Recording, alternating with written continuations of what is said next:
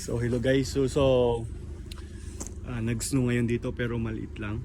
So may pasok tayo ngayong Sabado ano. So mga nagtatanong pala no, how to apply, anong agency namin. So ito quick answer lang and sasagutin ko lahat or sasagutin ko based lang sa aking nalalaman ano. So ang agency namin is Blue Collar no, yung agency namin.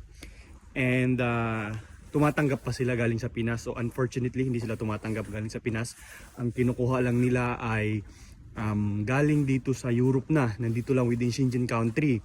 So kung ikaw ay sakop ng Schengen country, pwede ka mag-apply sa Blue Collar. I-flash ko dyan ang screen. So paano mag-apply? Hanapin nyo yung Blue Collar o nandito yung ang kanilang email. So mag-send kayo, mag-abang kayo sa kanilang job posting ngayong 2026 para pag-posting nila maka-apply kayo, makapag-send kayo ng resume sa kanila at maselect kayo bilang isang butcher dito sa Denmark.